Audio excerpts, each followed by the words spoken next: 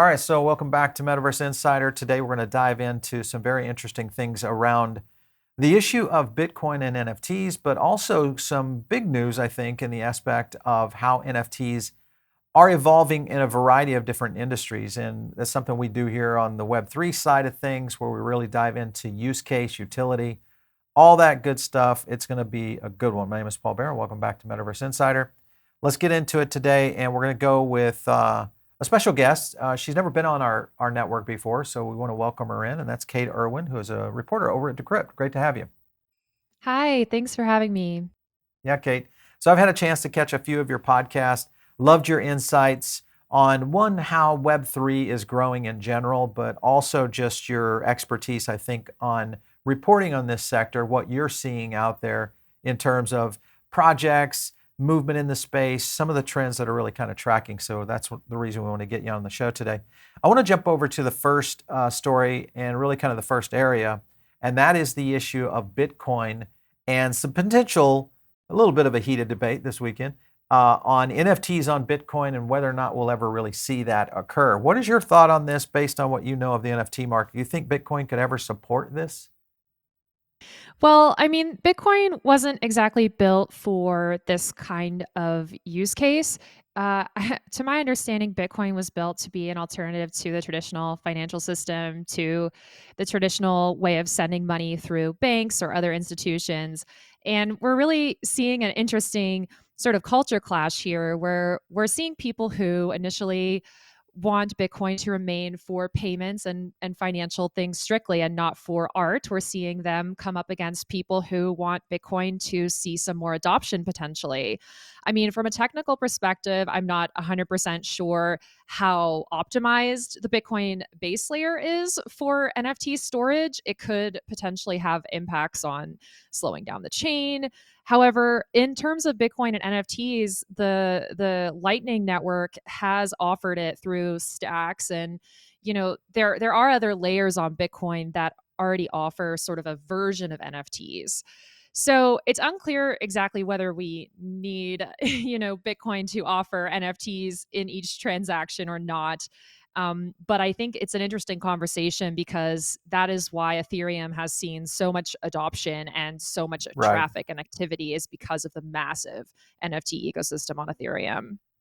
Yeah, I mean, ETH obviously leads the way when you look at smart contracts, the evolution of where NFTs have kind of come from. Many people would argue the whole issue of side chains. We had the Layer 2 lab guys on talking about how side chains could evolve around the Bitcoin ecosystem. So I think there is that kind of, a little bit of a tug of war within that ecosystem when it comes to Bitcoin maximalists and what you just mentioned, which is kind of the original effort. But at the same time, I remember when we talked to the Layer 2 guys, they even mentioned that Satoshi, when he wrote the original white paper, he actually talked about side chains and what that might look like down the road, which is obviously what we're seeing with Lightning Network. So it'll be a good one to watch for sure. With Bitcoin getting into, we just put this out on the Substack this weekend. 50% of hash rate now is controlled by two mining pools. This is another problem, I guess, that I don't know if it's a problem or not, but if you look at the expansion of where Bitcoin might be going, especially if you look at something like a sidechain or NFT implementation,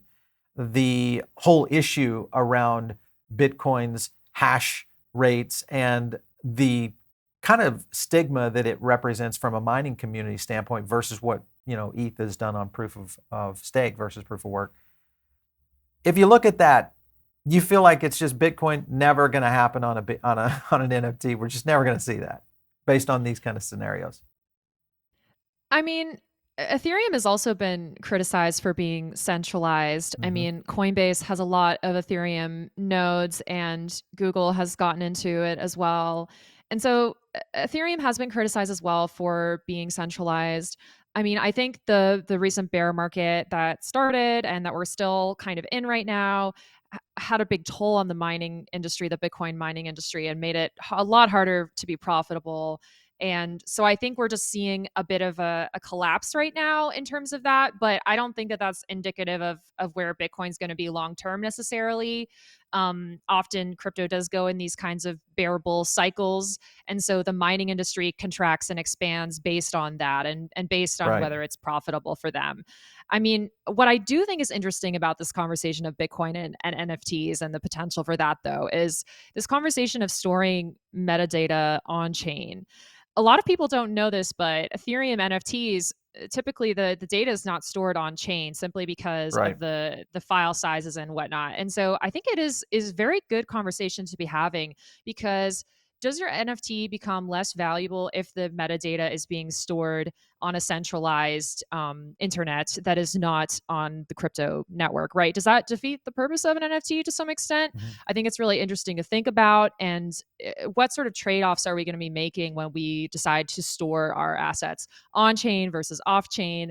I think it raises a really good conversation here that I think more people should be thinking about, because when you're buying an NFT, are you buying the art or are you buying the token or are you buying Right. both? And Mhm. having that asset on chain, there's actually a lot of benefits to that. And I feel like that is what is actually fulfilling like one of crypto's core use cases, which is decentralized storage and decentralized record keeping. Well, I think you hit on something that's a good point, is that as we look at adoption, because really it's very early state right now of where this market is, and also just the whole idea of what NFTs, digital collectibles, will be, how we'll see this, kind of evolve into in-game assets and other aspects around smart contracts. So as we see technology companies adopting this, you could see those kind of scenarios come up, to your point, of metadata and maybe a value proposition, for and against. So it'll be this could be intriguing to watch, because I think there's so many tech companies, so many brands that are going to start to bring this, kind of to its fruition. So all right, so I want to thank our sponsor today, and that of course is Gala Music. Make sure and check out their Twitter channel. This was where they started to introduce their top of the drop. This was a little bit around music, but it starts to showcase not only the NFTs tied to each of these artists, but also their new YouTube channel. So you can go over to YouTube and, of course, just go to Gala Music. You'll find it. I wanted to showcase this one here mainly because what they're doing is a countdown of some of the best NFTs and artists all tied in. And then, of course, they have interviews, all that kind of stuff. So make sure and check their channel out. It is Gala Music over on YouTube. I'll play this out for you guys so you can kind of get a chance to see a little bit from it. And I think it's going to be interesting because they do some cool things like this right here, which is this week's drop. And it talks a little bit more about each one of those NFTs. Make sure and check Gala Music out. Just go to music.gala.com and you guys can learn about a lot more. Interesting. Speaking of gaming, though, and we look at NFT use cases and what that might look like in traditional gaming, I want to jump to a state of the game industry. This was a 2023 game developer review and insight paper that really kind of got into a few things. They talked a little bit about, right here, in essence of how many years, if any, have been involved in game development. Most everybody right now, you see a lot of new people coming in the 1 to 2 year space. And then a lot of main growth, which is in the 6 to 10. If you look at blockchain gaming, most of those are brand new guys. They're brand new developers really starting to break into it. And then you look at the aspect of where we might see blockchain gaming evolve to in the short period of time. Do you think we'll see blockchain break out within the next year or two in terms of traditional game makers? Meaning saying, hey, I'm a traditional game designer, and we're going to implement some NFTs and maybe some blockchain solutions. Yeah, I mean, unfortunately, we have seen the traditional game developers and publishers who have tried NFT efforts. We've seen them face massive backlash Mm-hmm. last year when they tried to do that. The bigger publishers are more resilient, and it doesn't appear that they are really slowing down or stopping with their NFT potential integrations on their games. But the indie developers have taken a lot more of a hit in terms of if they receive backlash for trying to implement NFTs into their games, they are much more likely to nix it and shut it down because they are more community dependent from a Right. financial perspective on their fans and their fans' perception of them. So, I mean, we're still seeing Ubisoft and Square Enix, which are traditional game publishers, we're still seeing them push forward with a lot of their Web3 gaming plans and ideas. But some of the indie developers who were otherwise more in the traditional gaming space, a lot of them are wary and very concerned because of the backlash that they've received. And unfortunately, it doesn't really seem like the Ethereum merge had as much of an impact on changing the broader perception of NFTs that we would have hoped. The Ethereum merge was something that everyone really hyped up last year. And when it Right. happened, it was almost anticlimactic because the price of Ethereum didn't really go up or down after the merge. And it went off without a hitch, which is a pretty big accomplishment. But despite, Ethereum now taking 99.998 less percent energy than before, there is still stigma around NFTs, and that is going to be something that game developers are going to continue to have to battle with as we see gaming go Web3. I feel like eventually it's like any new technology adoption. There's always that kind of holding it close to the vest in the incumbents that are in the tech space right now, especially with traditional studios. So I think that is one of the things that could challenge it. The other thing is that I think it's still so early. We haven't seen mass adoption, so there's not enough pressure from the fans or the gamers really.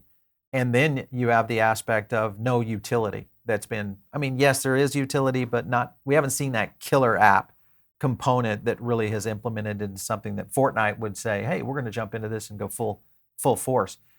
Even though I feel like, this whole ticketing debacle with what happened with Ticketmaster, this could really change a lot of things around what we might see coming into like metaverse type events and entertainment, which could, again, completely open up an opportunity because that's a huge utilities scenario. I want to jump over to platform. This was a part of the report that said, which platforms are you developing on in your current project? PC, wins out big time. What I was surprised at is if you look down here, 12% were looking at VR headsets. So I was like, all right, that's not a lot.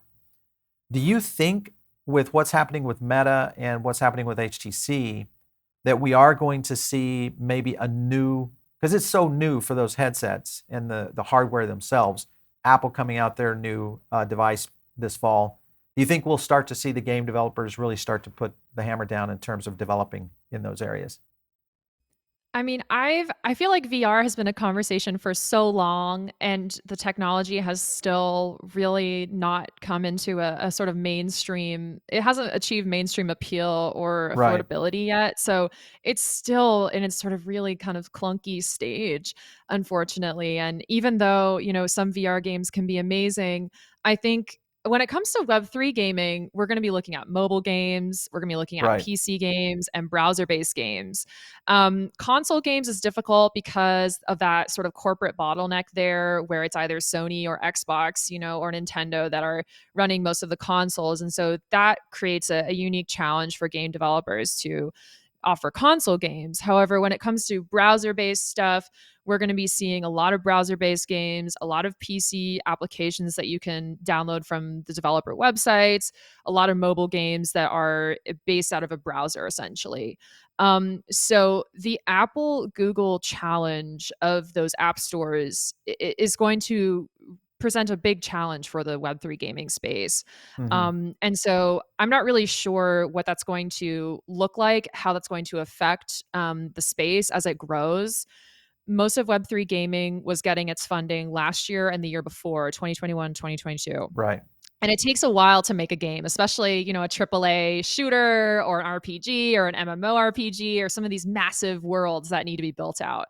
So we're looking at like a 2 to 5 year timeline for some of those games. So we might be seeing them not come out for a couple more A while. years. But some of the Yeah. mobile games, some of the more simple, like quick, like indie games, digital card games, like the stuff that doesn't take quite as much engineering, that stuff will be coming out in the shorter term, quicker. I mean, Gala Games has a huge slate of games that they're releasing, and they're going to be releasing a bunch of games this year and over the next, 2 to 5 year timeline. We're going to be seeing a huge amount of that Web3 funding come into fruition, hopefully. Yeah, I look forward to that because I think you're right. Mobile in Web3 blockchain, we're going to see that happen pretty quickly. Gala's recent acquisition definitely will start to speed that up, at least for them.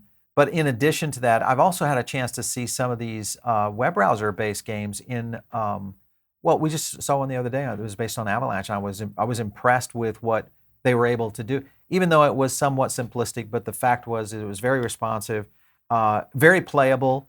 And if we see that as kind of the entry space, what could it be? Back to your point of what we might see in these walled gardens around what Apple has done and what Google is doing for Android.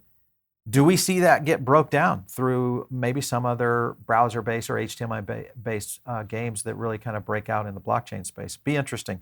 I was looking at this further into this report, and this was game developer says, okay, which platform most interests you? This is what surprised me because the PC, PlayStation, Nintendo, Xbox, even iOS to a certain, and then VR headsets came in, and this was above Android. So I was surprised that was the case. And especially around with what we've seen, to your point, these things are, yes, very clunky. It's very early stage.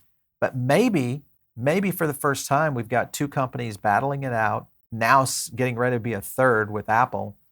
Maybe we now have a device that's going to push these guys forward on creating something that's truly adoptable, lower cost, something that's really can now start to integrate into a lot of games in that. If that were the case, between HTC, Meta, and Apple, you haven't seen the Apple device yet, so this is a hard question. Where do you think the leader comes out of it? There's always going to be a leader. Someone's going to, like right now in the phones, Apple's by far the best in terms of market share. Yeah, I mean, in terms of crypto, Apple's not going to be on top in that regard. Apple is Right. very cautious about crypto and, has been for a while. And so I would say if we're looking at from a purely like crypto Web3 perspective, I think we're going to be seeing Meta do more and be more Mm-hmm. comfortable with that. I mean, they have NFTs through Instagram now. A lot of creators, they've partnered with Polygon. Right. So Meta is a lot more comfortable with crypto than Apple is. So for Web3 gaming, I think Meta is most likely out of those three to be the most crypto open, I guess. But when it comes to these hardwares, again, if it's locked by a company, essentially that means that it's going to be difficult for Web3 games to be available. I mean, when you Right. play a browser based game, there's no sort of bottlenecks there. But if you're using a device that was made by Meta, they have control over that store. If you're using a device that was made by Apple, they have control over that store. And so what matters even more than just is the hardware good or not is what are the rules surrounding Mm-hmm. that and in the Yeah, for sure. stores. But what's interesting is I think we're going to see some alternatives pop up here. I mean, Ledger, a hardware wallet company, has launched a game through their Ledger Live app. Yep. So we're seeing Web3 games come out in unexpected places, be launched in unexpected places. And I think hopefully, I think more competition is good, more app stores is good, more choice for the consumer is good. We don't want a Google Apple duopoly, especially for people in Web3. We definitely need as much choice as possible and as many different options as well, because Steam, which is the biggest PC gaming store, they are anti-crypto as well. So there Right. won't be any Web3 games coming out, on the Steam store. So we need alternatives. There's the Epic Games Store. They're pretty friendly to crypto. And I think we're going to see, hopefully Ledger Live will do more games on its app. I think that would be really exciting to see many different options from Epic to Gala to Ledger to other places so that we can have a Web3 ecosystem that isn't trapped by these rules that Apple has in place that make Web3 gaming way less affordable and full of friction for the user. Yeah. And to your point, I feel like we're in a spot right now where there's an evolution occurring, much like what Apple was in the early evolution of just the touchscreen smartphone in the late 2000s, and what we saw in terms of the breakout. Obviously, it created a catalyst for a lot of innovation. And I think your point is right. We did a big breakdown on Ledger and where we kind of thought they were going in terms of advancement, and obviously the app store kind of concept. They're also adapting themselves around designers that are former Apple designers. These guys are getting serious in this space. If they get the right kind of partners in the gaming sector, very interesting stuff, especially when you tie in NFTs into this. That I think will be a catalyst for adoption, especially in the Gen Z and millennial crowd going forward. One last point here, and then I want to move on, is these were, which AR, VR, to your point, AR, VR, do you anticipate next game will be released on? And MetaQuest came in number one. So it was MetaQuest, then PlayStation VR 2, HTC Vive, and then the iOS tablet using ARKit. But to your point right there, Meta really taking a hard lead for sure.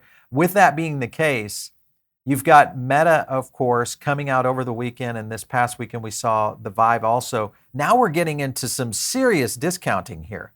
I mean, come on, that goes from $1,500 to $1,100.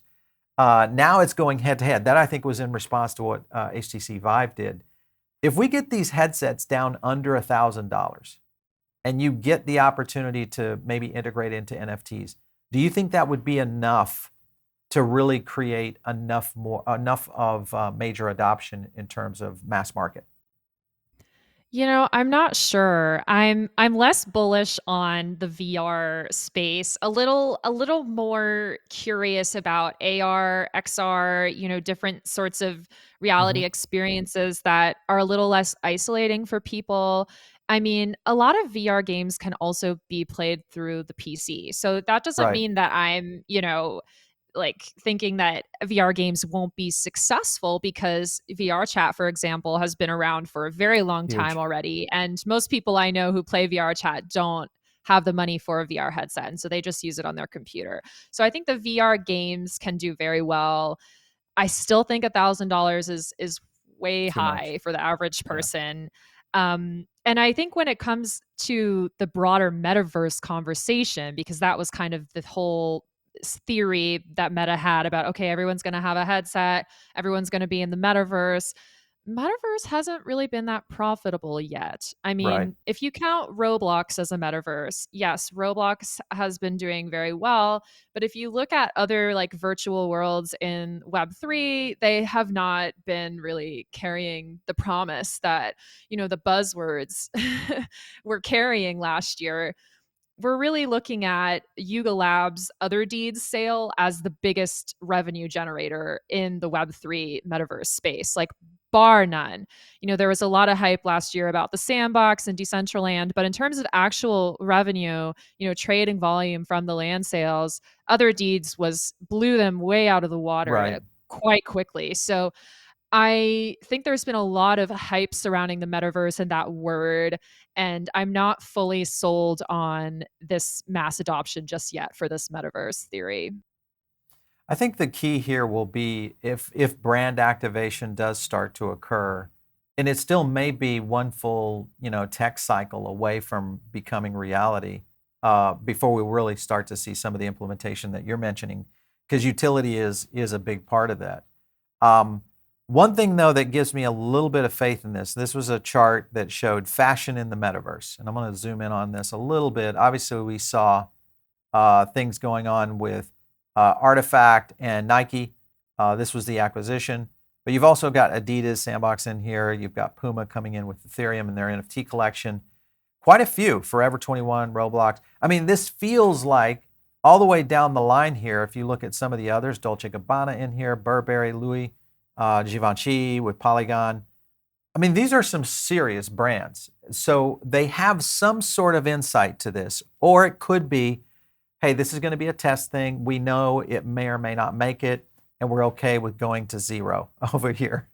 But if they do get off on these and we see some real utility, do you think those kinds of integrations could be enough to maybe draw the metaverse into a real thing happening?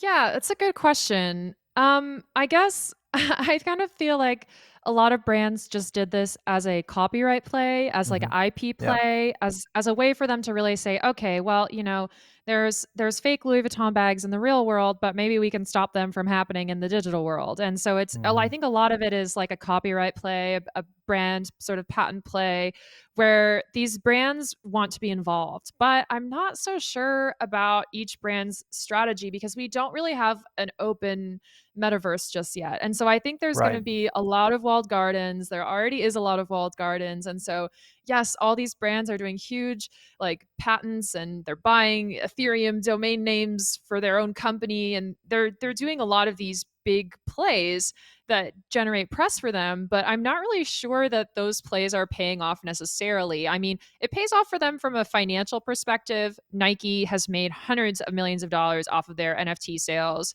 You know, these brands have made a lot of money off of it in the short term, but in terms of that driving like actual user adoption, I'm not really sure. I think it's a little too early to say whether just like all these brands being involved is going to bring the average user to these different platforms. Right. Yeah. I think the key here will be the integration and utility will come first, and then the environment will make its way into if it deems that there is a demand for it from the for at the end of the day it's going to be the consumers and people like you and myself that are just saying, okay, this is something I want to do and I'm willing to do that. But I'm definitely interested in collecting digital collectibles or an NFT of a brand that gives me access or creates some sort of utility. That's a completely different play than what you and I are talking about in terms of metaverse. With that also being the case, you look at fashion, makeup, etc. I feel like is going to be, if there is one that breaks out, could be because it's very visual. But you've got L'Oreal, their NYX makeup brand now coming into Ethereum as NFTs. And then you look at something like Gorgeous coming in. And this is the NYX component of it. But I wanted to go down here. I wanted to show you, and again, this may not mean anything, but you've got Ready Player Me on the advisory team. Of course, Sebastian from Sandbox over there. Um, these, at least to me, there's some serious brain power going into this right now. So I feel like there's got to be something. It's much like the early days of the internet, the early days of mobile, early days of social, which in all of those scenarios, we kind of dealt with the same thing. We're not there yet kind of situation. So I don't know. It's going to be interesting to watch. Is there anything that you feel, in the essence of when you look at kind of the innovators and the brains that are in the business, that they're kind of leaning into that says, okay, that direction might be the direction that we'll see that's a breakout? Yeah, in terms of crypto and Web3, I do think it's going to be in some of these games. I mean, I think Other Side has consistently their community is consistent and pretty big. I mean, I'm not sure that they're going to see the average person necessarily jumping onto that game, but for the Web3 native community, that game is going to be very huge. In terms of like what other people are doing right now, I mean, this NYX DAO is interesting. Last Hmm. year, we sort of had a hint.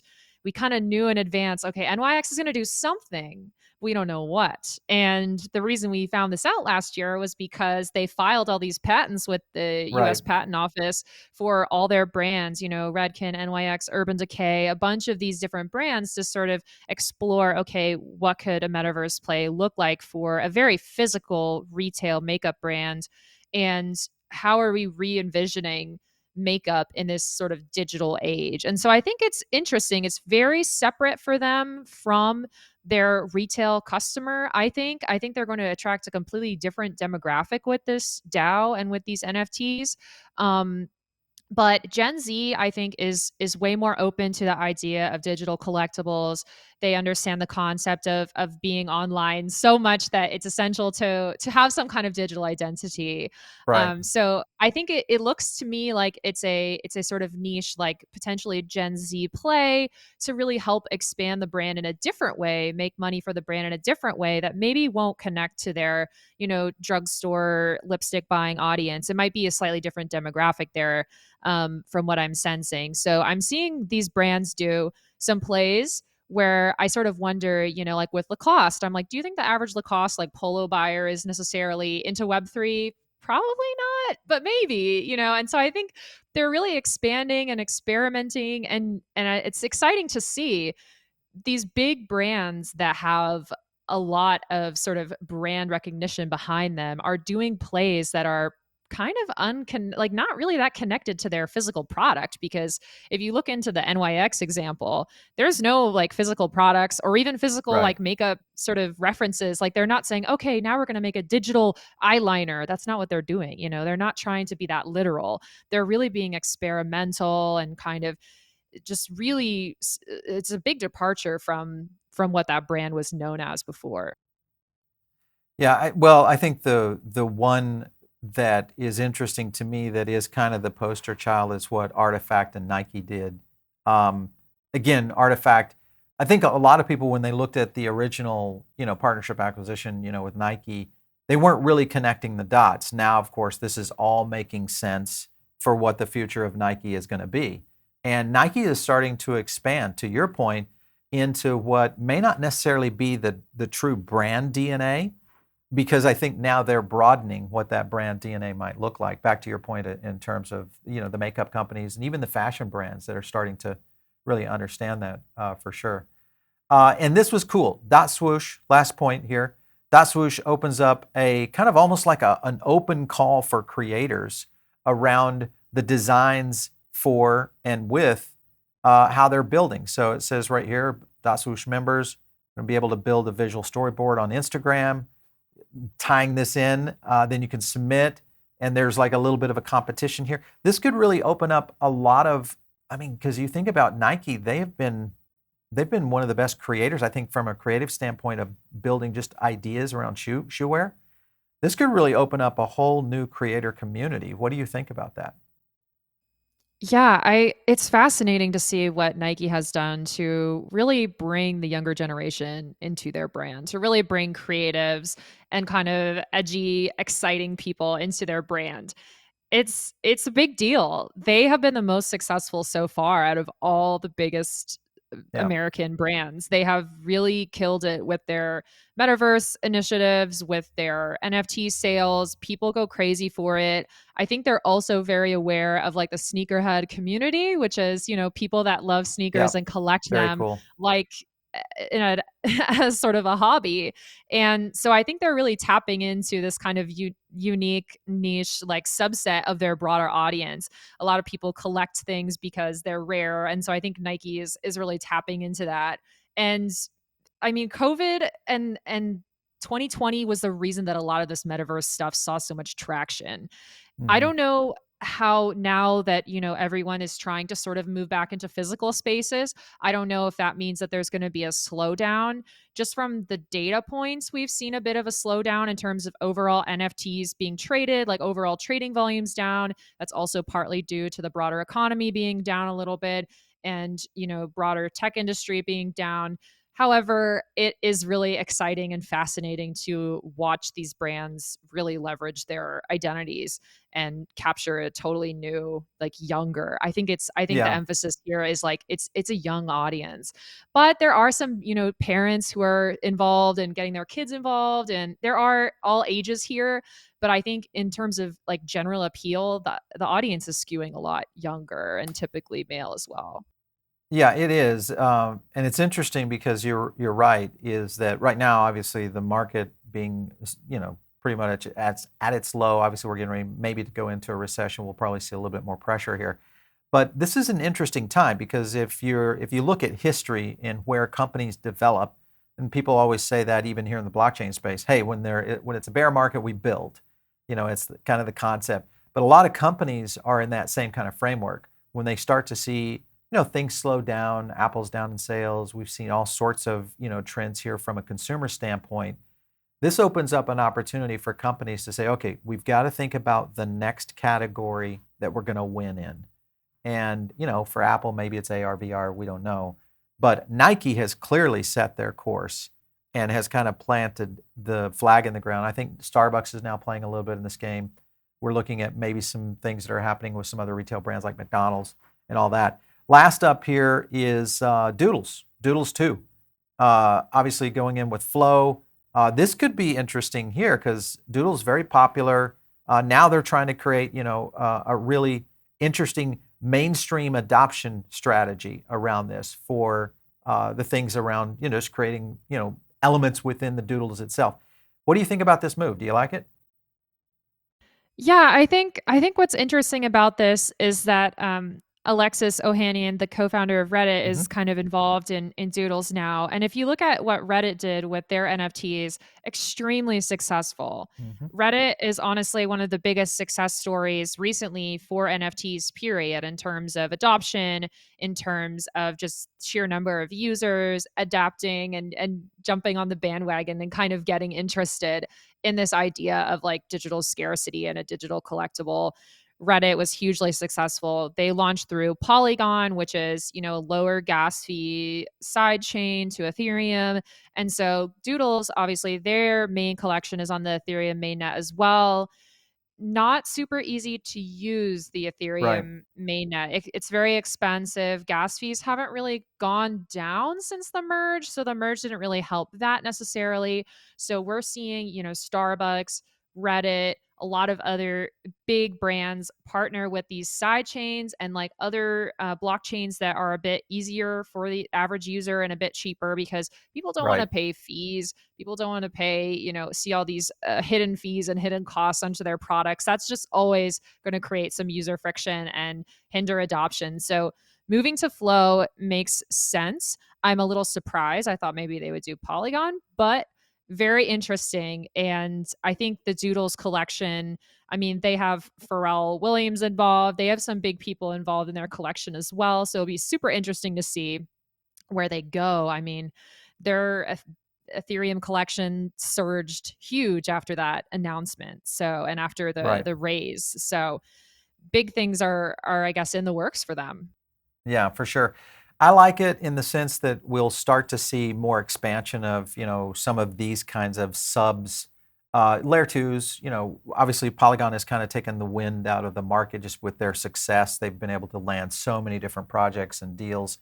But at the same time, there's a lot of other good tech out there that might find its way into mainstream, which again, adoption, if you're going to be able to get onboarding done more smoothly, that will create a great adoption. If you look at what happens with Vive within their own app ecosystem, I think they've done a good job with it. Now, how they break out of that is going to be interesting to watch in the digital collectible space, but there's going to be a lot happening here for sure. Kate, this has been great having you on. Thank you so much. I love to get with people who really know what's happening in this space on our show. So thank you so much for stopping in. Thanks for having me. You bet. All right, so you guys are tuned in over on the audio podcast of maybe this show. The best thing is jump over here to the YouTube channel. This is where you're gonna catch all the visuals. And today was a good example because we really went through a lot of different projects, showed you a lot on screen of how the market is moving in this space. At right now, and Kate kind of hit it on it, is that it is challenging, I think, but the opportunities here for Web3 and especially the enterprise level of companies starting to use Web3 from a utility standpoint, whether that's in VR, whether we see Metaverse, but the real case is I think NFTs are going to be the killer app for how retail and brands really kind of leap forward. If you guys are not, subscribed to our channel, make sure and jump in. Get into the Diamond Circle. It's one of the best places. We just launched our new Substack, which is growing like crazy. Just PBN3.Substack. You'll find us over there. But you can also jump into the Diamond Circle on paulbaronnetwork.com. So it's really easy. If you guys want to catch me, it's out there on Twitter at Paul Barron. We'll catch you next time right here on Metaverse Insider.